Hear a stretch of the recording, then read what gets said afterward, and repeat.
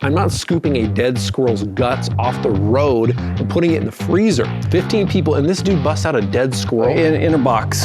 Right, there's no cell phone. This is not politically correct, and it's not presidential, so we don't do that kind of thing anymore. People would say that in a 4-year period, doubling your revenue is a pretty sweet thing to have on your resume.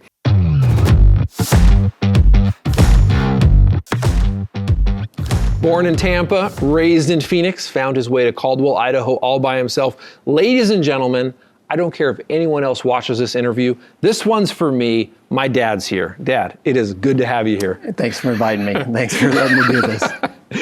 Okay, so in 1970-something, you moved from Phoenix to Idaho and spent your first Christmas in a trailer all by yourself. With no TV. With no TV. A lot of books. And a lot of books. How did you get to Idaho? What brought you here? Tell us that story. I graduated from college in 1978, and I enrolled at USC for my MBA. And my brother had just got his MBA earlier, and he couldn't find a job. And so he said, go out in the real world and get a job and see what happens. And so I got a call from somebody from Idaho. And this guy, I didn't even know where Idaho was on a map for all intents and purposes. And he says, hey, I'd like you to come do some real estate development with me and we can make a lot of money.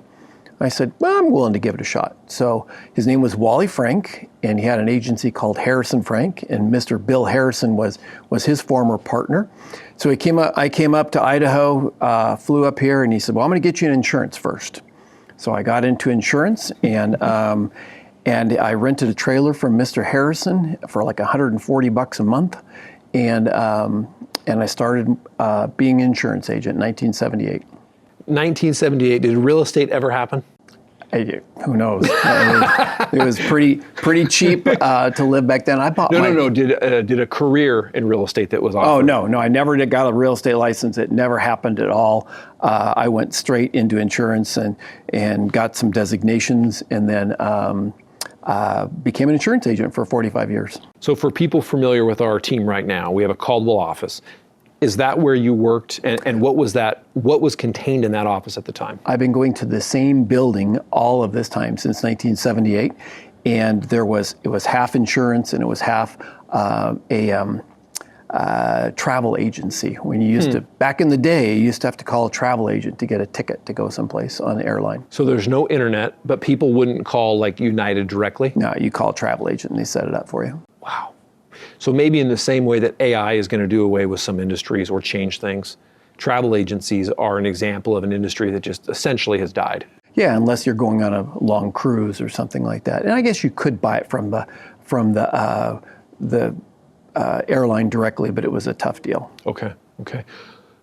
So Wally Frank, Bill Harrison, who else was there at that time? Like, put me in your shoes. You're what, 19, 20? I'm 21. Old? 21. And I come in there, and Bill Harrison is in his 60s. Wally is 38. There was a gentleman named Dave Beck there too, who I worked with for 30 years, had a good relationship with Dave.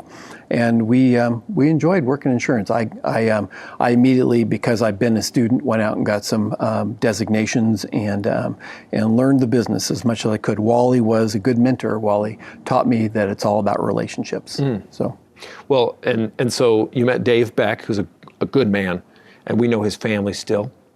And Marty Koch. Oh yeah, Marty came a little bit later. And so Marty came in September of that year, and then Marty went off and worked in the church camp for a year or two, and then he came back. So, but Marty's been there. Marty's been working with me and with us for a good 45 years too. Okay. So right now, a lot of people, some people know, we have 2025, roughly 90 people. And I always say Marty's easily our most popular employee because he's so much fun. I was telling my kids the other day while we were doing a river cruise about you and Marty's shenanigans during a rafting trip. So yeah. I want you to, for those people who don't know, Marty and my dad are in their late 60s. They've had a lot of fun. People say they joke like an old married couple.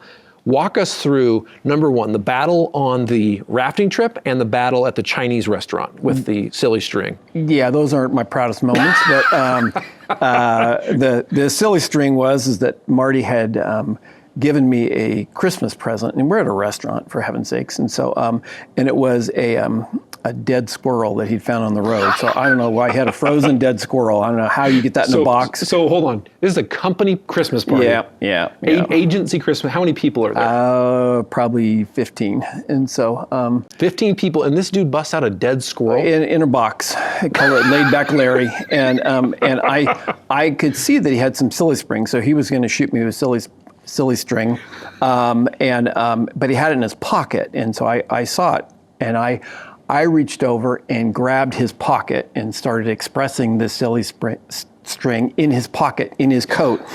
And he could know that was happening. And so he was trying to fight me off, but I wasn't going to let go of that thing. And so next thing you know, we're on the ground and I'm just holding on to that thing, just doing the whole silly string in his pocket at this time. And everybody else is kind of in shock. We were young, immature at the time. How old were you when this happened? I don't know. Young, immature. Take a guess. 35? 30? Yeah, I'd say 30, 32, somewhere around there. So I wish I could say a lot has changed, but one of the things that hasn't changed, this is a true story. Probably 3 to 5 years ago, Marty had left our office, and he calls and goes, Brian, did you see the Laid Back Larry in front of the office? So we have a major road in front of our office, and a squirrel had been run over, and it was flattened like a pancake. He said, go put it in a box and put it in the freezer so we can give it to your dad. I said, Marty, I'm doing email right now. I'm not scooping a dead squirrel's guts off the road and putting it in the freezer. And you're much too mature for something like that. Koch and I still are working on our maturity level. So, the carriers give us these foam, like Travelers would give us like a foam bus that says Travelers Writes Commercial Auto, or, it's a Baco or whatever. Marty is the king of, you can be sitting at your desk on the phone having a serious conversation, and then you feel this foam projectile hit you in the side of the face while you're trying to actually have an honest conversation, and you look up and see him walk away. Did this start with you guys somehow? Laid Back Larry had revenge. So he was on the phone, and I walked through the office, and I had a can of silly string, and so he's on the phone talking, and I came up, and I had an entourage following me because they knew, and I was about 10 feet away, or maybe 8 feet away, and I started shooting him, and it started hitting him in the side of the head, and he never stopped the conversation. He kept talking the conversation, and I unloaded the entire can of silly string on his head while he was in that conversation. Everybody was just busting out, and he just kept the conversation going. This is back in the day when your phone is trapped to your desk, right? There's no cell phone. This is not politically correct, and it's not presidential, so we don't do that kind of thing anymore. I remember telling you, as our agency's president, saying, Dad, no silly string battles. You were 65 years old. You're the president of this organization. Let's have a little decorum here. And you guys have fun, but rolling on the ground is different from just... That was 30 years ago. It's too fun. Okay, so you go from being 21 to silly string and squirrels. Talk about the 25 years, right now you're our agency's president. We've never owned, our family doesn't own the agency. We're 100% employee owned. But walk me through some of those years between, raising a family, being an agent, having the industry change. Well, I don't know about industry changing, but I've always used the axiom that this job is a wonderful career for me to accomplish my real life purposes. And my life purposes are, number one, to have a relationship with God. Number two, to have a great relationship with my wife. Number three, to have a wonderful relationship with my children. And if this industry will provide me for the opportunity to do those three things, then it works. And I just happen to hang on long enough that I'm the guy that gets to run the program now. So it's been a great ride, right? But it has served a purpose, and that my real overriding purpose is to take care of my family and take care of my life. That's very wise. Well, I can say as your son that I watched you do that really well. And I know if you go on LinkedIn, you'll see people who essentially are living their entire lives to climb a ladder, and having family and be involved, and having having things that are more important than your job, I think is very valuable. So you worked for a private company. We were owned by Ralph Hartwell. Now we're employee owned. Talk to me, let's talk about kind of the maybe 80s, 90s years. What was that like in the insurance industry? What was that like for you? We had a lot of years that were just very stagnant. Our agency was about the same size for 20 years, maybe longer. And that's okay. Ralph owned it. He did a great job. I had accomplished my purposes of giving me income and providing for my family. And I had the chance to coach tennis while my children were playing tennis. I could be my son's basketball coach during basketball. Again, it accomplished the purpose that it was supposed to, and that was providing an income for my family. And at one point in time, I'm just going back down memory lane here, Hartwell's main carrier was UFG. I mean, this is years ago, right? USF&G. USF&G. Okay, thank you. That was our biggest carrier, and I remember hearing this, but what happened to them? Are they still around? I guess I don't know. They sold out. I think they sold out to Travelers. Okay. But the industry's changed. We're no longer insurance company driven. We're now insurance agency driven. The agencies, because of the size of the agencies now, they're kind of pushing companies around versus companies pushing agents around. Back in the day when we were all little guys and we were all independent, the big companies could tell us what they wanted to do. But in today's world, we are all aggregating into larger agencies, and now the big boys are pushing the companies around. Right, and there's different levels here. So you have an agency with a couple people. Hartwell is maybe in the middle of the pack, but the Marsh McLennans and the Alliance and the Gallaghers have 35,000 or 80,000 or whatever. So there are, when we say big players, we're not referring to us as much as we are the massive ABCs. We're unicorns right now because there's not very many agencies our size that are independent. And so you don't see them out there. They're in the last 5 years, they've pretty much all been bought up, or many of them have been bought up. There's some out there, but not near what there was before. Yeah. Tell me about when email came around, because I wanted to say some of the employees were saying, I don't need an email, I'll never use it. It's like anything with change. You are used to what you do. I never even had to use to type on a typewriter, hunt and peck or whatever else, but now we do. And we always we'd come back we didn't have cell phones either, by the way. This is back in the day. And so you come back to the office and you would have a whole bunch of, I have some, by the way, you'll get them when I retire, but just all these notepads that you come back in the office and you grab 10 notes and you kind of coordinate them on importance, and you make those phone calls and you call people back. But so we didn't have cell phones, we didn't have email. It was not very productive back in the day, but it was still a job. Well, I generationally, one thing that I remember from my career was working at Brown & Brown, my first insurance job, and a marketing rep came in from a work comp carrier, because there's a million work comp carriers in California. And our account manager, who was probably 50, said, okay, I'll get you the accords on this account you're wanting to look at. And I remember the marketing rep, who was probably 30 at the time, he said something crazy. He said, no, I won't take the accords. I want you to plug in the name, class codes, and the FEIN into our system, and it'll generate a tentative quote. And that's on the internet. And that was just like, because that had never been the case. You did paper accords before that. In my window box in my office, you have a 1915 map of the insurance companies used to rate buildings. I have in 1978, we came out with the CLM, that big red notebook. And then we went to digital, and I have like 5 or 6 different generations of how we've looked at insurance through the years. What's CLM? Commercial lines manual. It was this. Before that, we had all kinds of different manuals: property manual, liability manual, all these, and they're all in my office. But the big one back in the early 80s or whatever, late 70s, was this big, huge, fat notebook that had a weekly updates, and wow, and it was the commercial lines manual all in one piece. It was the coolest thing. Wow. So this is almost like having like a online rating system, but in book form? Yeah, and you get updates from, they mail them out. Wow, okay. Who in your career was someone who you learned from or grew from being around? Well, I mean, your first stages of life or of your career are who you get most of your input from. And Wally Frank was the guy who gave me my job, and also taught me about relationships. You could see that it wasn't so much about knowledge or about how how much you knew about product, but it is about relationships. And he had great relationships with people, and you could see that in his life. Okay. And I learned a lot about that from him. So I remember, and I'll steal one of them, but I remember you telling me that Wally had a phrase, something along the lines of, find reasons to talk to your clients when you're not asking them for money. Find reasons to bring them good news. I think that's an industry norm, is that you want to have a relationship with people. That's what life is about relationships. Okay.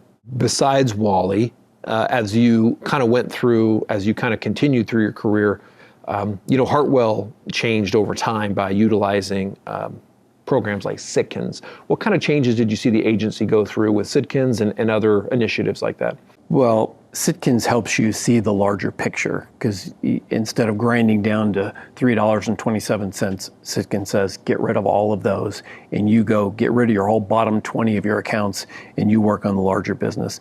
And that's how you work profitability. I mean, that's been an industry norm for years now, is that you can't focus on small things, you have to focus on large things.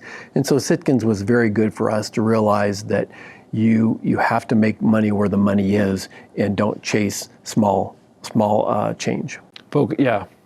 Well, and that probably was an industry standard where agencies were chasing small accounts and putting a lot of time with no idea of the efficiencies or the lack of efficiency working on little accounts.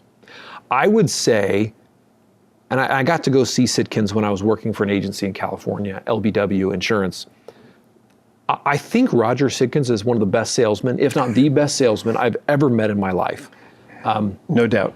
Before there were all these efficiency matrix and consulting companies, he had the ability to sit down with an owner and it was like magic, to say to Ralph Hartwell, how can we get your profitability to increase? And then listen to Ralph, give him some, he was the Dave Ramsey of insurance productivity. And then send him a bill every month for $2,500.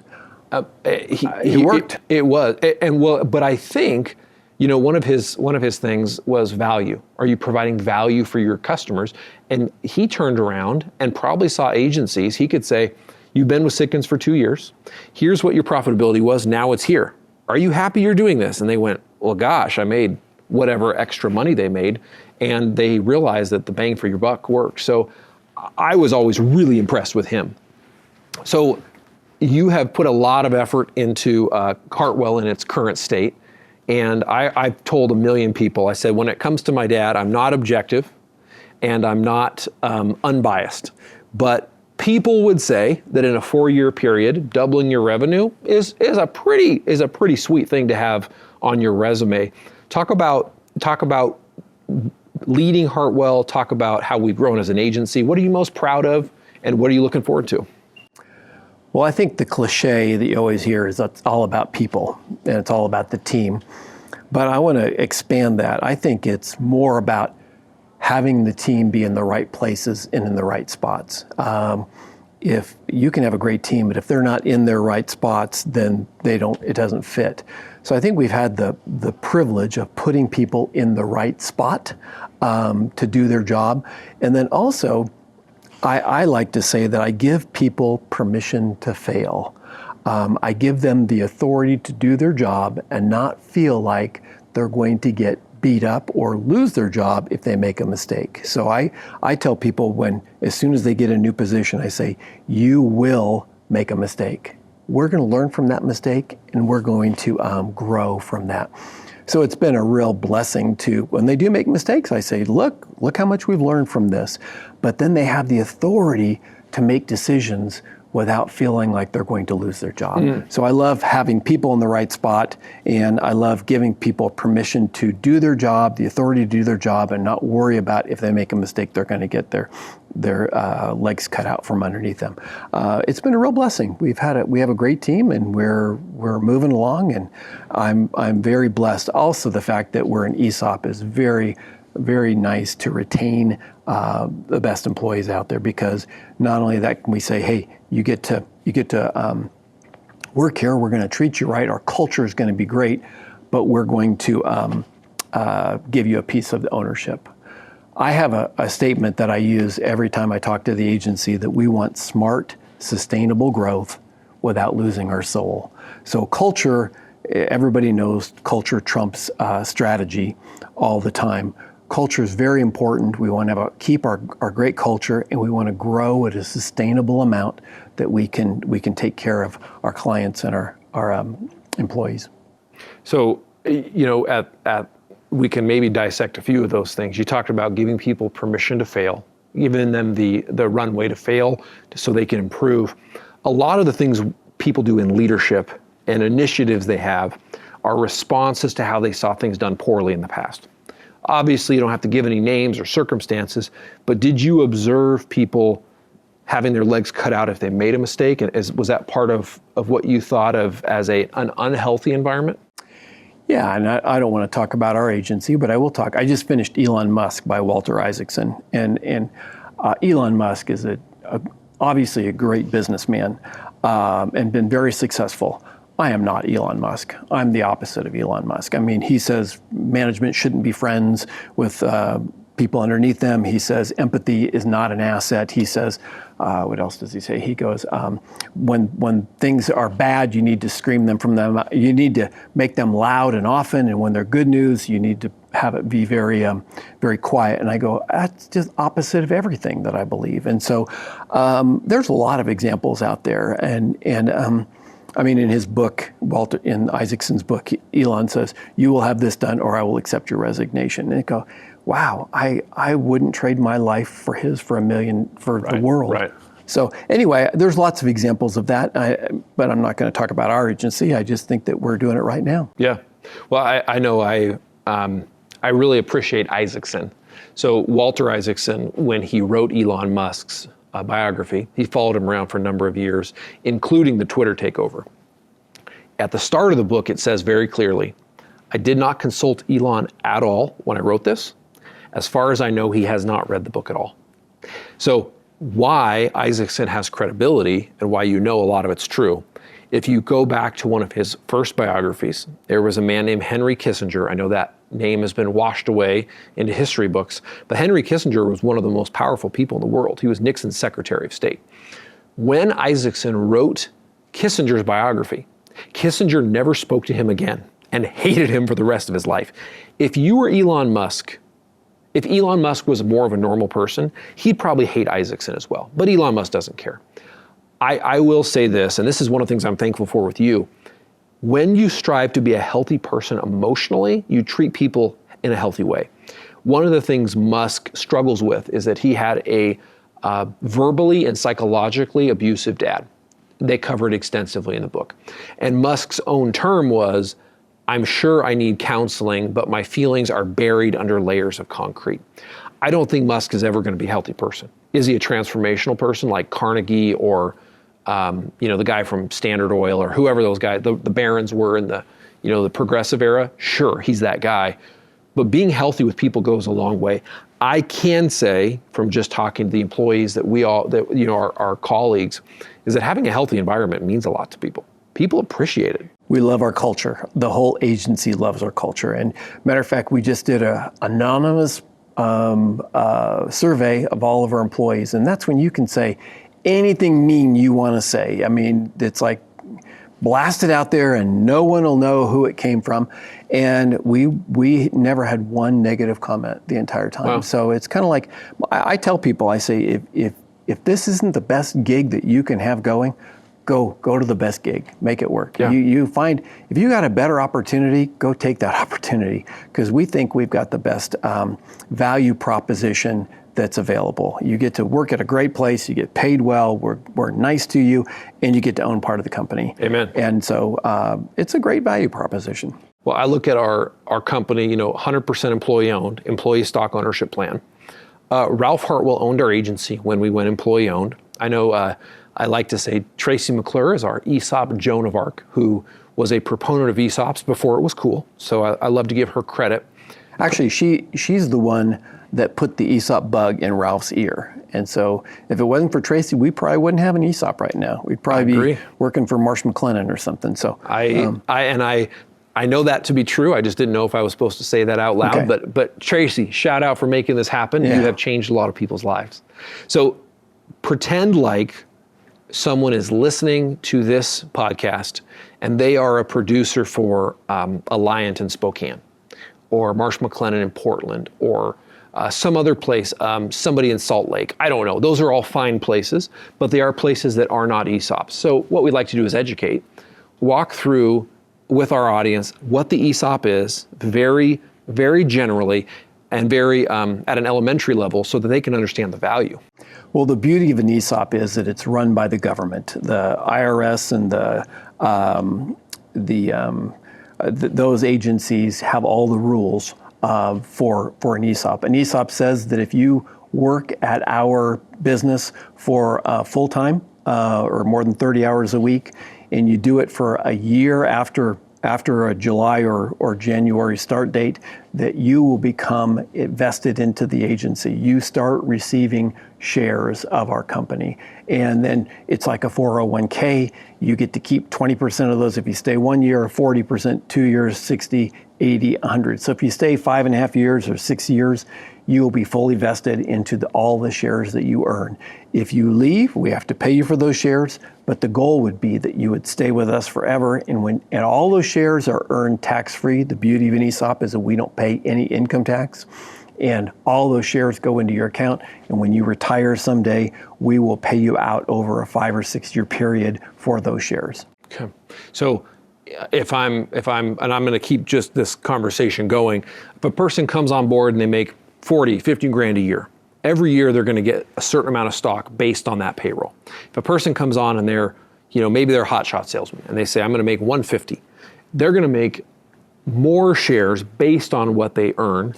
It's proportion to your salary. Okay. And there's a maximum that the feds put in there, and there's age. You have to be 21 to even get into it. But it's all proportionate to how much you make. So the more you make, the more share percentage that you get. We throw a bunch of shares in the pot, and then we divide them up by payroll at the end of the year. How has being an ESOP helped us from a retention and recruiting standpoint? Oh my, I have told the board numerous times I would not even want this job if we didn't have an ESOP. This job would be incredibly hard to maintain employees. It is a carnivorous environment out there.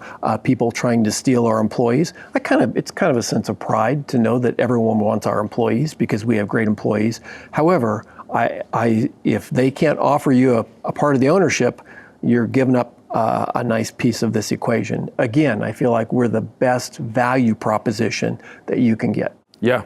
And I know it will take time for this to unfold. I mean, one of my goals, as we find new agents and then find agencies that want to join our ESOP, one of my goals is to provide life-changing wealth for employee owners. And so you really can see the shares build over time, but most people have never even heard of an ESOP. So they're going, what is it? How does it work? So we really have to start at the bottom, then start to explain the general idea before you get into the specifics. If somebody wants to care, if somebody cares about their employees and how they're going to be treated, we are a wonderful opportunity for that, because you have the opportunity to give your employees ownership in their career. Whereas if you sell to private equity, within a couple of years, they're looking at return on investment, and your employees might not even have work. Right.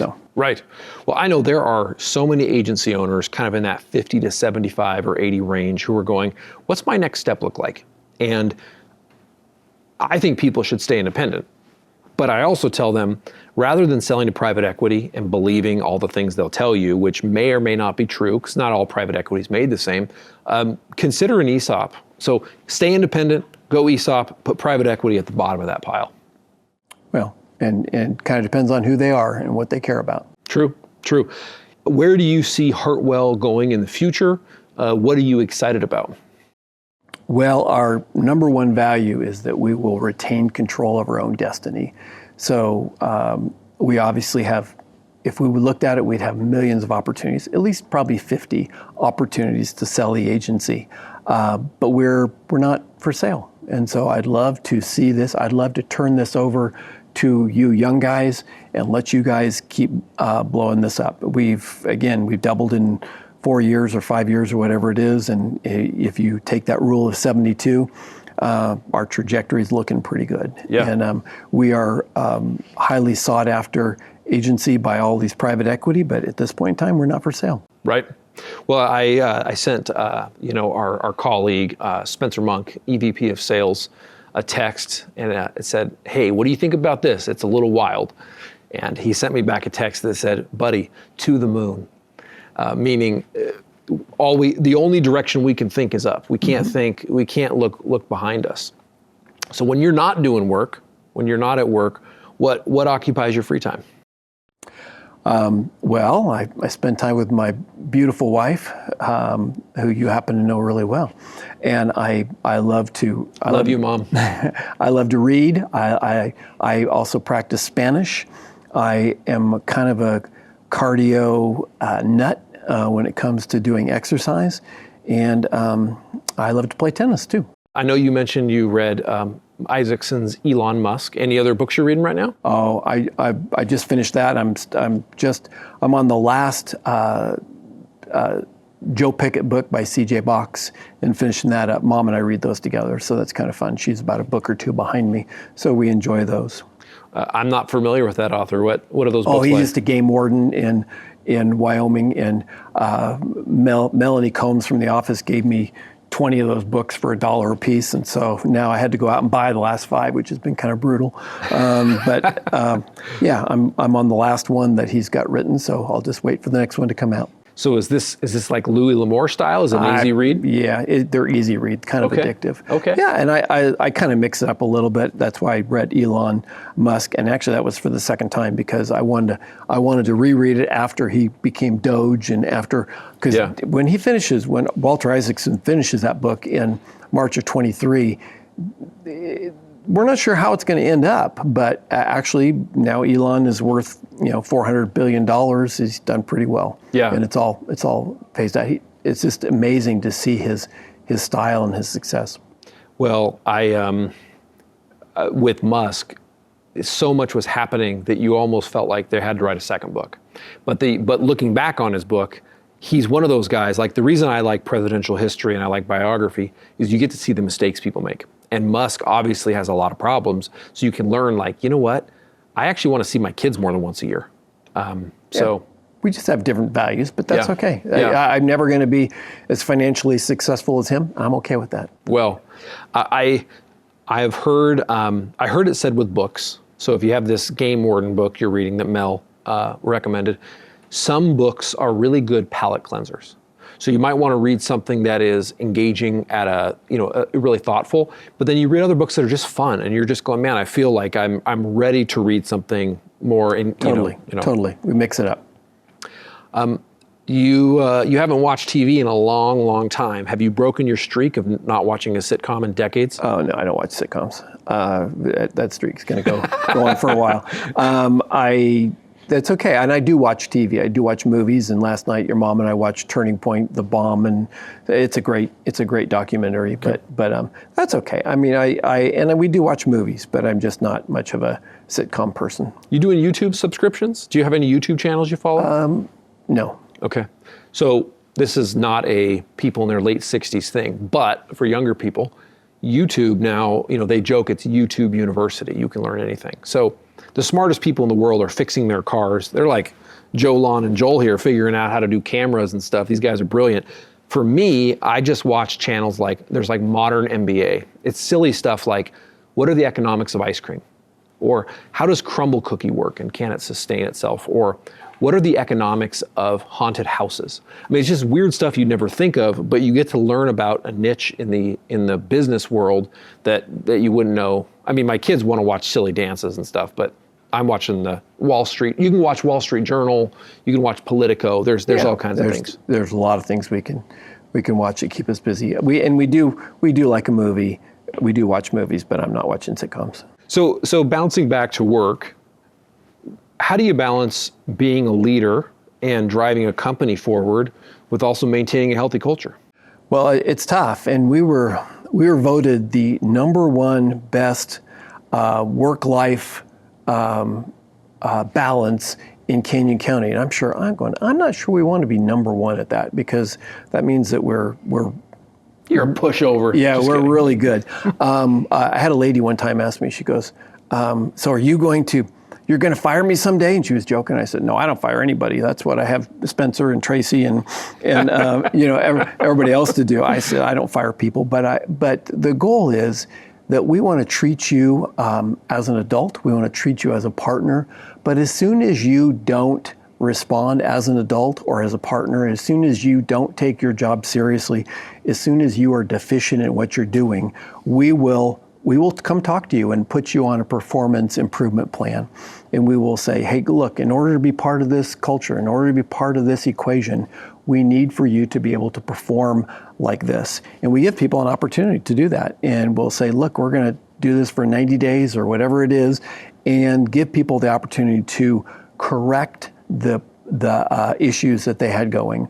And if they can correct those, they can be part of our culture, they can be part of our team.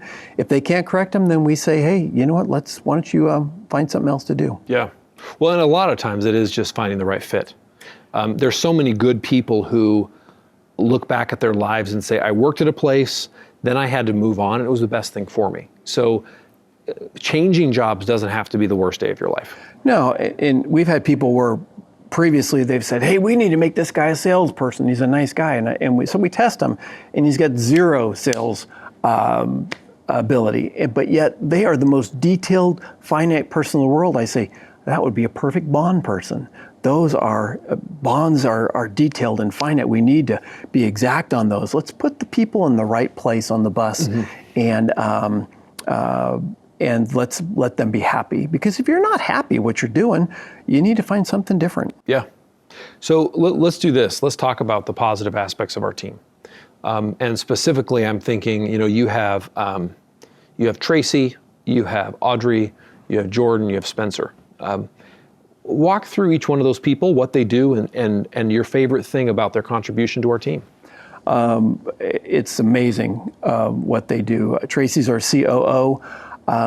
She takes care of all operations, and she is very detailed about making sure that people are doing their work, doing their job, and doing it well. And if they're not, she's going to be talking to them, and she'll maybe even talk to them about a performance improvement plan. Audrey is in charge of HR right now. She's going to be COO one of these days, and she is the most kind, gracious person in the world. However, she can also say, you know what? You need to step up your game, and you need to make this job better. Spencer is running with he's our EVP of sales. He is just out there all the time looking for opportunities for us. You are also looking out for opportunities for us too, to find out if there's new people that want to come be with us, if there's new agencies that want to come join with us. Jordan is a master of many, many trades. I mean, he does a great job with our technology. He does a great job with our marketing. He does a great job with our bonds. He's our CIO. He's a vice president. He is just phenomenal at doing all those things. You can give him a speech, and in half hour you have a PowerPoint that's much better than you could ever have done a speech with. Right. So true. We're recording this in May of 2025, but in August we have a company party. So Jordan and I were talking over some of the details. He pulled up his screen and showed me the outline he had done. And I said, did you use AI to make this? He goes, no, I just threw it together. Now, even if it was partially AI, I just said, this is really good. I mean, it's just really well put together. His understanding of tech has made me recognize the importance of a tech stack at an agency, how much I don't know about it. No, you're right. I mean, Spencer has been invaluable to the sales team. Tracy, arguably the most important person in the history of our company in many ways. And Audrey, as Tracy says, is the aunt everyone wishes they had. Yeah. Again, we talked about everyone, it's a cliche that it's all about teamwork and about people, but it's about people doing the job that they're designed to do. Because if we just mixed everybody up and put you in charge of Jordan's job and Jordan in charge of your job, we'd be a disaster. Fred Flintstone, baby, when it comes to tech. It's like, let people do what they naturally gravitate to do and let them enjoy their life. Amen. So one thing that's been encouraging to me and is to see how we've been multi-layered when it comes to leadership at our agency due to our size. So the folks you just mentioned are in leadership roles, but now we've also seen Shannon Kinney, Jen Cortez, Betsy Heggie, and you don't get to work as closely with them, but they all have team leadership roles. Is that the kind of thing we didn't have in the past? I mean, how valuable is that to us now? Talk a little bit about that. Well, people say, how many employees do you have? And I say, I only have 3 people that work for me. I have our CFO, who happens to be, Brock is our comptroller right now, and I have Spencer in charge of sales, and I have Tracy in charge of operations. Those are the only 3 people that I have. Now, we have 95 other people that all work for them. So I don't get involved. That's part of letting them run their own program, giving them the authority to make decisions. Tracy has incredible authority to do what she feels is important. Spencer has incredible authority to do what he feels is important. The same with Brock right now. Brock, he's new, but Brock, that's okay. Again, I always tell people, you're gonna make mistakes, but it's gonna be okay. Yeah, Brock is our whiz kid. I jokingly call him Fast Ow. I'm just disappointed that he shaved that mullet, but when he got to be 27, he's growing up apparently. So Brock, you might look like me one of these days, buddy. You better be careful. Enjoy that hair while you got it. When we hired him, he had a mullet, and he was 3 years out of getting his master's degree in accounting and air finance, and he's working for a CPA firm, and so when he came to work for us, his mom said, "Time to put on your big boy pants." And so he cut his mullet, he shaved his beard. He's now looking like he's working in an establishment.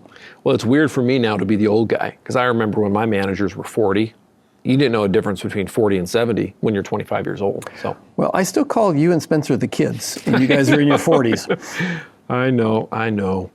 So, we're getting some questions here from Joe Lawn, who's doing our camera work, and he says, how does it feel to see your son in this role doing an interview with you? Yeah. Well, it is an incredible source of pride to be able to see all of my children, not just you, but my wife and I have 4 amazing children, and they've all been very successful. They've all been very great citizens of this world. And so you're doing a wonderful job here. Your brother's an FBI agent. Your sisters have great lives too. And I'm just very proud of all of you. And it's, that's one of the best things about being a dad, is to watch your kids grow up and say, you know what, we didn't screw it up too bad. And for all the grief that I get for not letting you watch TV during the summer and not letting you get into all the culture of the day. That's true. You saved my life. It's worked out okay. You did give me genetically the hair. But, no, it was your mom too, so that's true. Okay. That's true. That's true. But anyway, I'm just very proud of the fact that all 4 of you guys have done just an amazing job being citizens of this world. Yeah, that's true. It's pretty cool. One of the things I try to imagine, and I stole this from The Office, is I think it was Andy, I forget. He said, I wish there was a way to know you were living the best days of your life while you were living the best days of your life. So Dad, to close, I'm gonna ask you to say something in Spanish that'll be meaningful for all of our audience. Okay, are you ready to translate this? Okay, I'll try. Okay.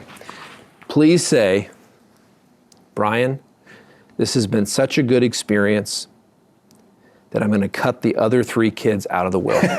You know what? I would do that, but your brother-in-law would kill me right off the bat. And your brother he carries a gun around all the time, so he's not very happy. No, I'm just giving you a hard time. Yeah, that's okay. Hey, I've enjoyed this. I love what I do. I love my life. I'm living the best days of my life right now. Amen. It is a pleasure to work with you. It is a pleasure to work with all the people that we have at the Hartwell Corporation. I'm enjoying my time with your mom, and my recreational time has been a blast too. So I couldn't ask for a better life right now. Amen. Well, I made it through without crying. This is a big victory, guys, because I'm a crybaby. Okay. It's been an honor to interview my dad.